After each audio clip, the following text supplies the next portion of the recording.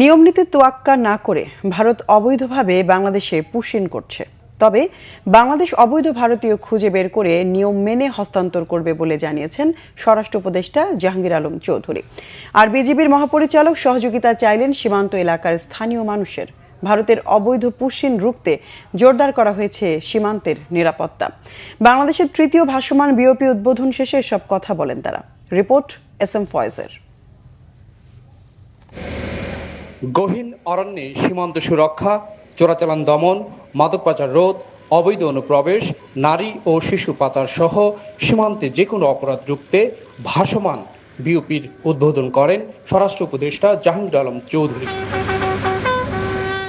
পরে কথা বলেন সাংবাদিকদের সাথে, জানান ভারত অবৈধভাবে বাংলাদেশে পুশিন করছে, যা আন্তর্জাতিক আইন বিরোধী। জানান বাংলাদেশে অবস্থানরত অবৈধ ভারতীয়দের চিহ্নিত করে নিয়ম মেনেই ভারতে পাঠানো হবে। প্রত্যেকটা একটা প্রপার চ্যানেল আছে, যেমন আমরাও ইন্ডিয়ান যারা বাংলাদেশে আছে তাদেরও আমরা প্রপার চ্যানেলে পাঠাই, আমরা কিন্তু কাউরে পুশিং করি না। তো এই জন্য তাদেরও বলা হয়েছে তারা প্রপার চ্যানেলে যদি বাংলাদেশিয়া থাকে তাদের পাঠান। গতকালকে আপনারা দেখছেন যে সেই ব্রাহ্মণবাড়িয়া ওই সীমান্ত কিন্তু তারা পুশিংয়ের চেষ্টা করছে, বাট বিজিবির সাথে আনসার এবং জনগণের সহায়তায় তারা কিন্তু করতে পারেনি।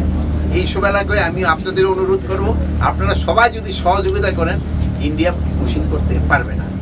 আর ভারতীয়দের আগ্রাসন রুখতে সীমান্ত এলাকায় স্থানীয়দের সহযোগিতা চেয়েছেন বর্ডার গার্ড বাংলাদেশের মহাপরিচালক major general Mohammad Ashrafuzzaman Siddiqui.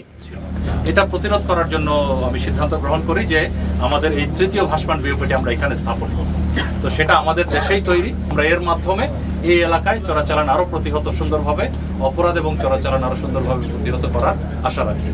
Push in ঠেকাতে সীমান্তবর্তী এলাকায় কঠোর নজরদারি করা হচ্ছে। এখন পর্যন্ত বাংলাদেশের বিভিন্ন সীমান্ত দিয়ে প্রায় 4 শতাধিক পুশিন করা হয়েছে। SM Foyez, Bangla vision, Shyamnagar, Satkhira.